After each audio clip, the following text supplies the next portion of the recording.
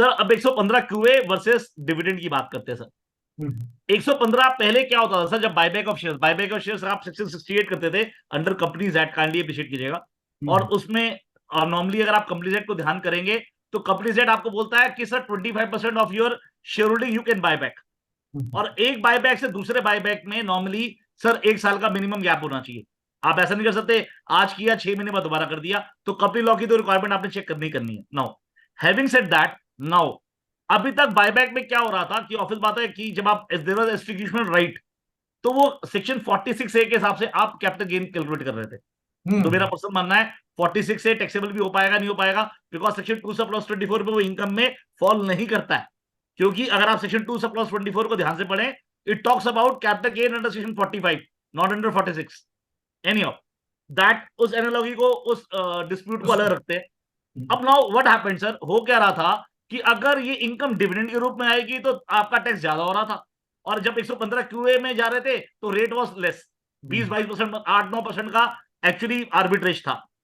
अब उस आर्बिट्रेज में चक्कर में साथ में क्या होता था, जब आप बायबैक करते थे तो आपको 1034A में एग्जाम्प्ट भी हो जाता था वो इनकम। नाउ अब डिपार्टमेंट को 7-8% का आर्बिट्रेज समझ में नहीं आया, तो उन्होंने क्या किया सर, उन्होंने क्या बोला कि एक पर्टिकुलर डेट के बाद, वो डेट में भी एक मिनट बताऊंगा आपको, उस डेट के बाद अगर आप सर बायबैक करेंगे तो अब वो डिविडेंड बन जाएगा।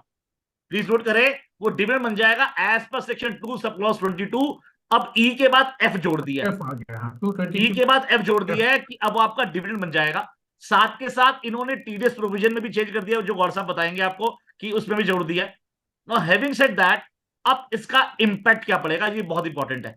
बहुत सारे लोग ये बोल रहे हैं नुकसान हो गया, सबको नुकसान हो गया। सर ऐसा नहीं है सर, रेजिडेंट को नुकसान हो गया, पॉसिबिलिटी है सर जो आपके सर नॉन रेजिडेंट है उनको फायदा भी हो जाएगा, पॉसिबिलिटी है। कैसे सर, क्योंकि 115 क्यूए में रेट लिखा हुआ था, काइंडली अप्रिशिएट, उस ये रेट से आप नीचे नहीं जा सकते थे। पर DTAA जब आप यूज करते हैं तो दो बेनिफिट आपको बता रहा हूं जो नॉन रेजिडेंट उठाएगा। पहला सर टैक्स रेट का, पॉसिबिलिटी वहां पे टैक्स रेट 10 लिखाओ, 15 लिखाओ या 20 लिखाओ, तो पॉसिबिलिटी अगर मैं रेजिडेंट हूं 30%, 10-20-30, राइट, और पॉसिबिलिटी है इसको 20% से ऊपर हो ही ना। दूसरा sir, there are various treaties like Singapore, US, जहां पे कंसेप्ट है अंडरलेइंग टैक्स रेट का। मैं फिर से बोल देता हूं, अंडरलेइंग टैक्स रेट का। अंडरलेइंग टैक्स रेट का मतलब क्या होता है, लेट अस से मेरी कंपनी एबीसी इंडिया में है और उसकी एक कोई और कंपनी से यूएसए में या सिंगापुर में है, और 25% से ऊपर होल्डिंग उसकी इंडिया में भी है, उस कंपनी में भी है।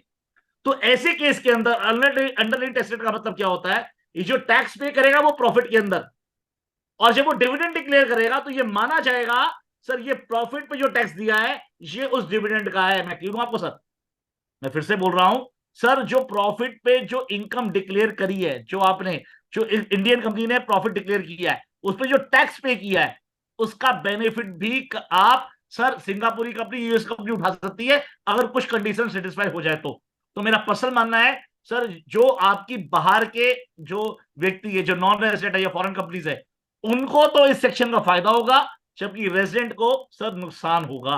ठीक है सर। नाउ हाँ, बिल्कुल 115 क्यूए बिल्कुल। में क्या था सर, जब मैंने बोला था कि वो डिविडेंड इनकम टैक्सेबल हो जाएगी, जब, और डिविडेंड इनकम जो टैक्सेबल हो रही है वो ग्रॉस टैक्सेबल हो रही है।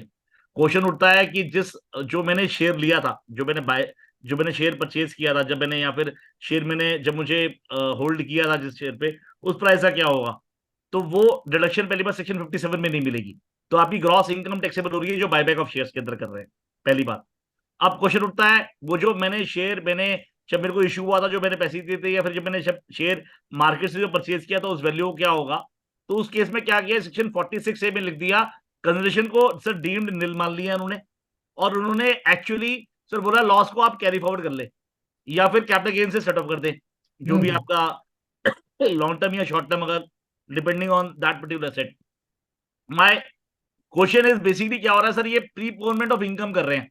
अच्छा, पहली बात तो लॉस आएगा, तो लॉस में पहली बात तो ये कंडीशन होनी चाहिए कब मुझे कैपिटल गेन होगा, कब मैं सेट ऑफ करूंगा, एक बात।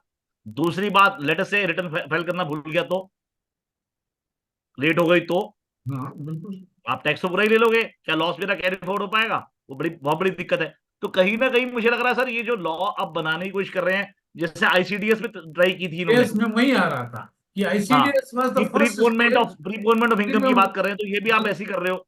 आपको क्या दिक्कत थी जब आप बोल देते कि भैया ये डिविडेंड है और जो आपने पैसे दिए हुए हैं उसको लेस कर लो इसमें से, क्या दिक्कत थी सर आपको? नहीं कुछ नहीं, ये कंसेप्चुअली गलत चीज है। एक बार एक ही साइकिल का तो फर्क पड़ना है। जब यस, आईसीडीएस आया था तो यही तो बात हम लोग कर रहे थे, इसका पर्पस कुछ नहीं है, एक साइकिल आपकी डिफरेंट हो रही है एकदम ठीक, बस। एकदम ठीक। और उस एक साइकिल की वजह से आपने पूरा कॉम्प्लेक्सिटी कर दी।